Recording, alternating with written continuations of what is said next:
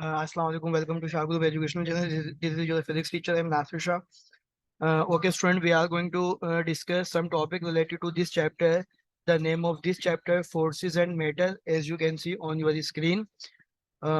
Okay student, इस chapter के अंदर जो है आज हम डिस्कस करेंगे आपसे कि किस तरीके से मोटर में किस तरीके से मैटर जो है वो एग्जिस्ट करता है, किस तरीके से मैटर के ऊपर हम फोर्स अप्लाई करते हैं और फोर्स के नतीजे में जो है वो किस तरीके से क्या क्या तब्दीलियां आती हैं। और इन तमाम टॉपिक्स रिलेटेड इंशाल्लाह हम सेक्शन ए जो कि एमसीक्यूज पर बेस करता है उसके ऊपर भी डिस्कस करेंगे, सेक्शन बी जो कि शॉर्ट क्वेश्चन आंसर पर बेस कर रहा है उसको भी डिस्कस करेंगे, और सेक्शन सी जो कि लॉन्ग क्वेश्चन आंसर पर बेस कर रहा है उसको भी डिस्कस करेंगे। So let's start the video.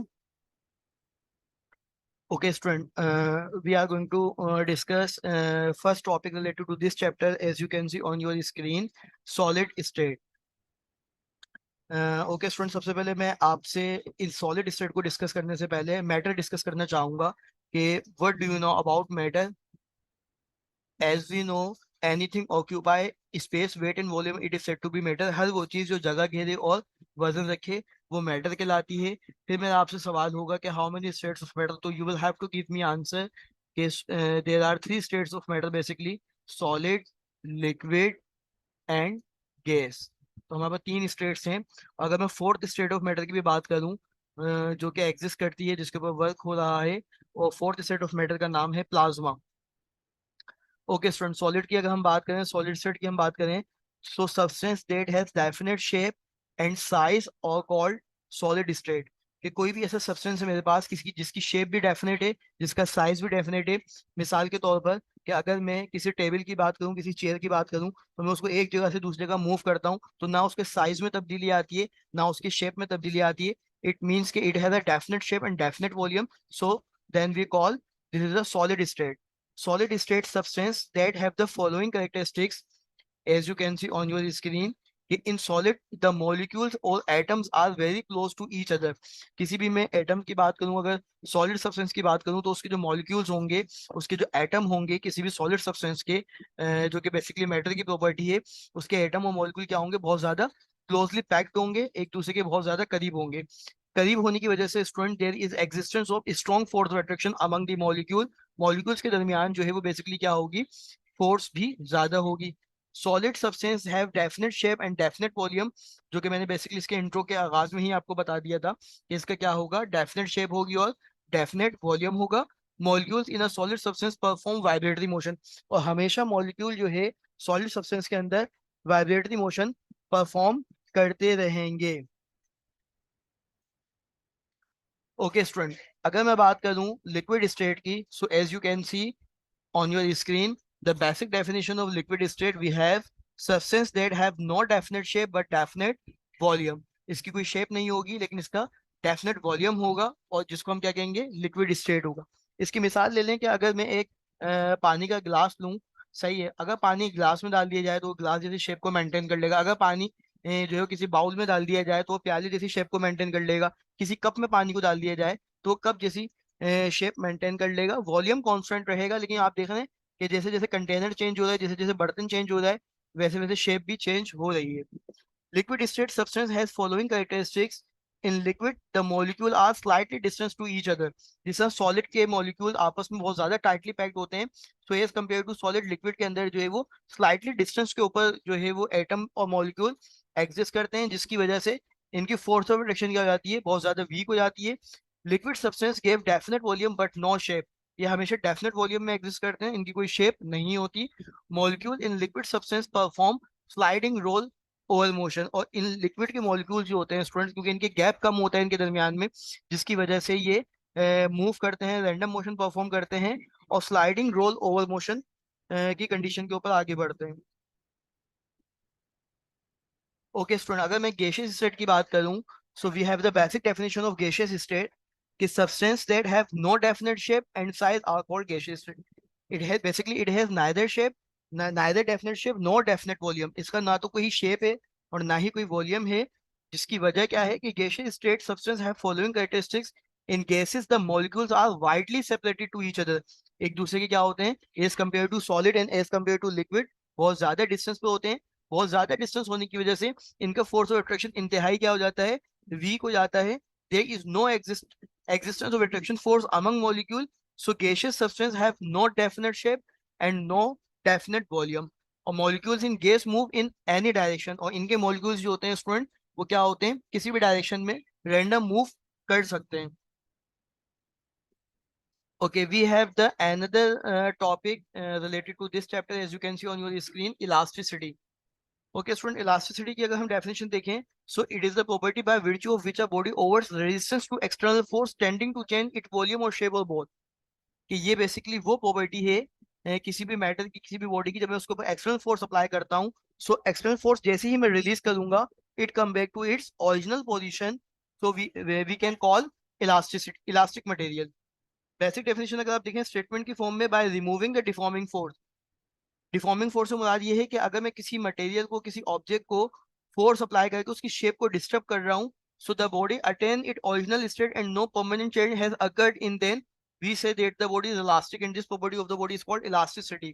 कि जब मैं उसके ऊपर फोर्स अप्लाई करूंगा, डिफॉर्मिंग फोर्स अप्लाई करूंगा, और जैसे ही मैं डिफॉर्मिंग फोर्स को रिलीज कर दूंगा, सो मटेरियल अपनी it come back to its original shape और it come back to its original position. So we can call elastic material and this property of the body is called elasticity. इस property को हम क्या कहेंगे, elasticity कहेंगे.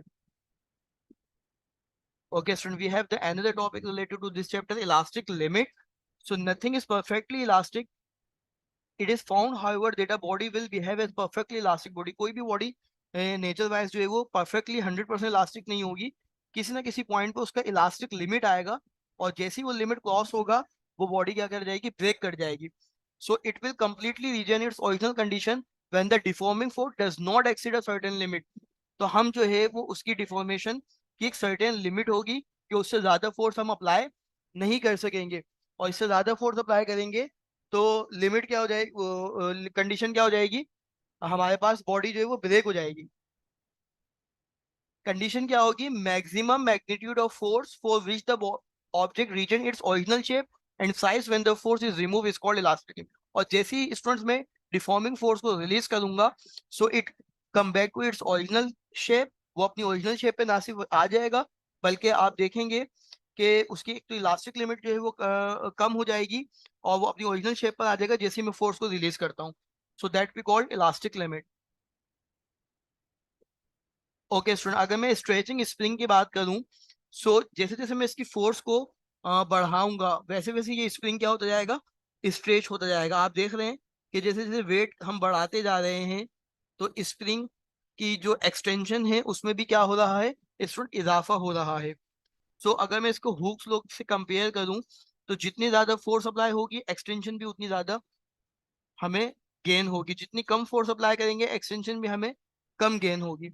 सो spring are design to stretch a long way when force is applied. Spring इसलिए design किया जाता है कि हम इसके ऊपर मैक्सिमम फोर्स अप्लाई कर सकें और हमें मैक्सिमम एक्सटेंशन अटेन हो सके. Therefore it is easy to measure change in their length. तो हम बेसिकली इसको बहुत इजी वे में इसकी लेंथ को मेजर भी कर सकते हैं. Consider a spring hung from a rigid support. एक रिजिड सपोर्ट से अगर हम किसी स्प्रिंग को हंग कर देते हैं, so that it is top end is fix, और इसका एक एंड फिक्स कर दिया जाता है.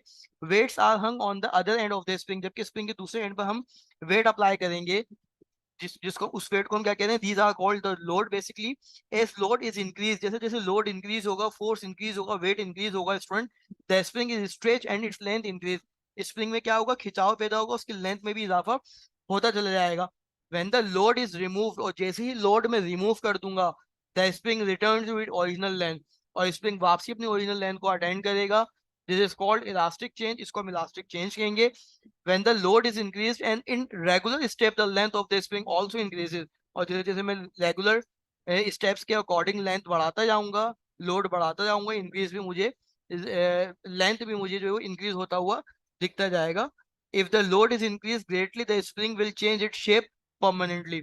अगर मैं बहुत ज्यादा स्प्रिंग के ऊपर फोर्स अप्लाई कर दूं, तो आप देखेंगे यहाँ पर कंडीशन क्या होगी कि इसकी इलास्टिक लिमिट क्रॉस होगी, और इलास्टिक लिमिट क्रॉस होने पर ये ब्रेक तो नहीं होगा, लेकिन ये अपनी शेप को परमानेंटली चेंज कर देगा. It does not come back to its original shape whenever we will apply the greatly increase load.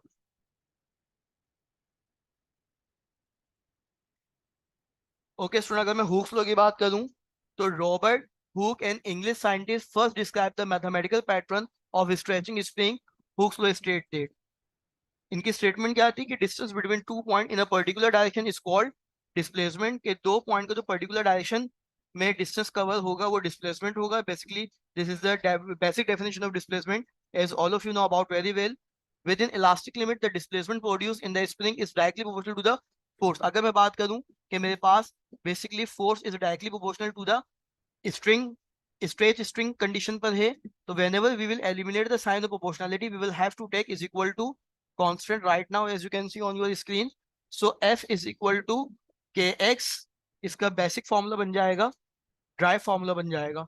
Mathematically condition अगर आप देखें, if f is the applied force, कि जैसे ही मैंने फोर्स f अप्लाई की है तो इसके अंदर जो डिस्प्लेसमेंट कवर हुआ है जिसको मैं एक्सटेंशन कह रहा हूँ, जिसको मैं खिंचाव कह रहा हूँ, लोड अप्लाई करने पर वो x है, then equation of Hooke's law we may write as f is directly proportional to x, and whenever we will eliminate the sign of proportionality we will have to take is equal to constant, और यहाँ scientist ने constant को k लिया था। Basically k is the spring constant, it depend upon the given of the nature of the material, depend करेगा कि material का nature क्या है। अगर स्टील है तो डिफरेंट कंडीशन होगी, k की वैल्यू डिफरेंट होगी, एल्यूमिनियम है तो k की वैल्यू डिफरेंट होगी, आयरन है तो k की वैल्यू डिफरेंट होगी। ओके स्टूडेंट, सेक्शन ए हमारा बेस कर रहा है एमसीक्यू पर। As you can see on your screen we have the 3 MCQs right now.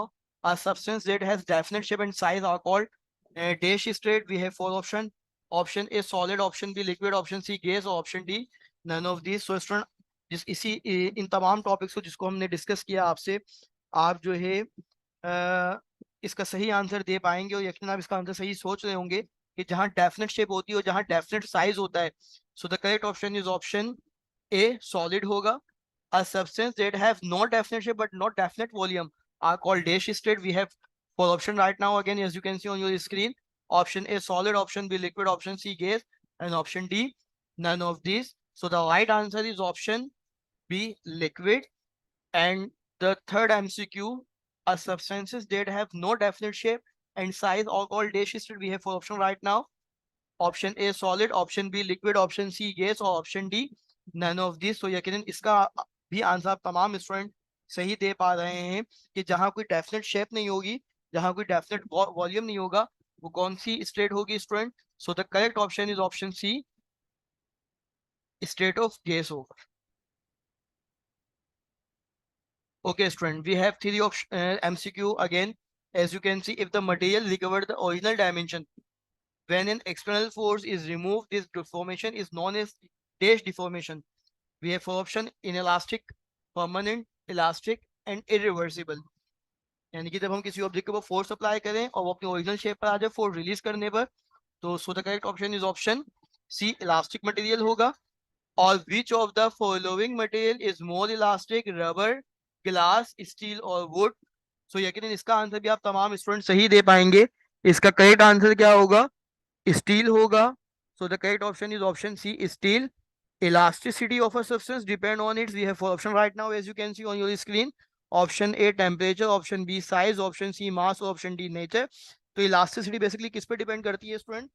Nature पे डिपेंड करती है। आप तमाम स्टूडेंट ने इसका सही आंसर दिया है। And for more elastic substance to produce change in their shape, volume or length. So no force, less force, large force, medium force. So we have the equation of Hooke's law, F is equal to kx. F directly proportional है x के, तो extension ज्यादा चाहिए तो force ज्यादा होनी चाहिए। आप तमाम स्टूडेंट ने इसका सही आंसर दिया है, लार्ज फोर्स इसका करेक्ट आंसर होगा। ओके स्टूडेंट, कुछ और एमसीक्यू मैं आपसे डिस्कस करना चाहूंगा।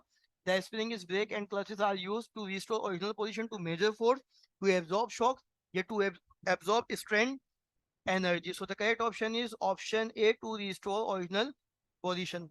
If the material recover the original dimension when an external force is removed, so the correct option is option C, elastic. And which of the following material is more elastic? हमारे पास rubber होगा, gas glass होगा, steel होगा या wood होगा? So the correct option is option C. Basically क्या होगा? Option C हमारे पास क्या होगा? मोर इलास्टिक मटेरियल होगा। If the spring stretch easily then it is spring constant, large होनी चाहिए वैल्यू, स्मॉल या कांस्टेंट या बोथ ए एंड बी? अगर मुझे स्प्रिंग को स्ट्रेच करना है इजीली तो उसकी स्प्रिंग कांस्टेंट, इसका रिलेशन चेक कर लेते हैं। F is equal to k x और अगर मैं x मल्टीप्लाई होगा is equal to left side पे आके डिवाइड होगा, तो आप देखें कांस्टेंट से x का रिलेशन इनवर्सली प्रोपोर्शनल बन रहा है। अगर मुझे स्प्रिंग स्ट्रेचेस इजीली यानी कि एक्सटेंशन ज्यादा चाहिए, तो मेरे पास यहाँ पे कांस्टेंट की वैल्यू क्या होनी चाहिए? So the correct option is option C, small value होनी चाहिए, क्योंकि basically extension and spring constant both are reciprocal to each other.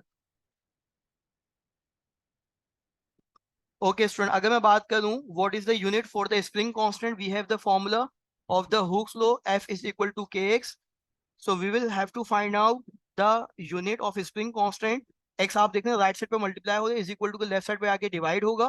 Force की ऐसा यूनिट न्यूटन, x की यूनिट मीटर, मीटर +1 में है डिनोमिनेटर में, तो ऊपर जाके क्या हो जाएगा न्यूमिनेटर में -1। So the final unit of the spring constant we have nm inverse newton metre की power -1। So the correct option is option C, nm inverse. The spring obey Hooke's law for the earlier extension, and when the spring becomes damaged, it does not appear to do so. Estimate from gram after the addition of which weight the spring damage. So we have the formula of Hooke's law, as you can see on your screen, F is equal to kx. अब condition क्या है हमारे पास? अगर मेरे पास इसका graph mention है, आप देख सकते हैं स्क्रीन पर, तो आप देखें इस पॉइंट पर तो ये इसकी एक्सटेंशन लोड के अकॉर्डिंग बिल्कुल सही जा रही थी, लेकिन जिस पॉइंट पे इसने टर्न लिया है, जिस पॉइंट पे इसने टर्न लिया है, इसका मतलब यहाँ पर कोई एरर आया है। और ये एरर को अगर मैं कैलकुलेट करूं, तो आप देख सकते हैं कि 1.5 और 2.0 के दरमियान जितने स्मॉल डिजिट हैं, ये सब पॉइंट में काउंट हो रहे हैं। तो यहाँ 1.5 है, सो इसका अगला 1.6 होना चाहिए। तो तमाम स्टूडेंट इसका आंसर सही कैलकुलेट कर पाए होंगे by using the graph. So the correct option is option C, 1.6 newton. Okay student, section B हमारे पास शॉर्ट क्वेश्चन आंसर पर बेस कर रहा है। Define state of solid, liquid and gas, और ये तमाम टॉपिक मैंने आपसे डिटेल में डिस्कस किए। ये सेक्शन बी में एक बार और क्वेश्चन डिस्कस करने का मतलब ये होता है आपसे कि आपको अंदाजा हो कि हमें किस तरह हेडिंग मेंशंस करनी है, कितनी स्ट्रेंथ में आंसर हमें देना है examination, board examination point of view से। सो लिक्विड स्टेट की हेडिंग, फिर उसकी कैरेक्टरिस्टिक्स, और गैस स्टेट की हेडिंग, फिर उसकी कैरेक्टरिस्टिक्स आ जाएंगी। And the another question basically जो रिलेट कर रहा है एग्जामिनेशन पॉइंट ऑफ व्यू से, कि जिसमें आपसे डेफिनेशन पूछी गई है कि इलास्टिसिटी की डेफिनेशन बताएं और इलास्टिक लिमिट की डेफिनेशन बताएं। सो आपने इलास्टिसिटी की हेडिंग मेंशन करनी है, और फिर उसी के अकॉर्डिंग इसकी डेफिनेशन आ जाएगी। इलास्टिक लिमिट की आपने हेडिंग मेंशन करनी है, फिर उसी के अकॉर्डिंग इसकी डेफिनेशन आ जाएगी। इसी तरीके से सेक्शन सी बेस करता है हमारे पास स्टूडेंट लॉन्ग क्वेश्चन आंसर पे,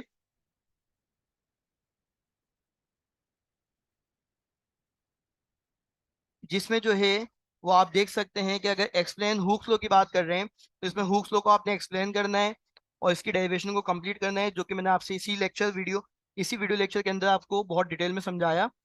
thank you for watching. Shah group education channel को लाइक करें, सब्सक्राइब करें, सर नासिर शाह को दुआ में याद रखें। अल्लाह हाफिज।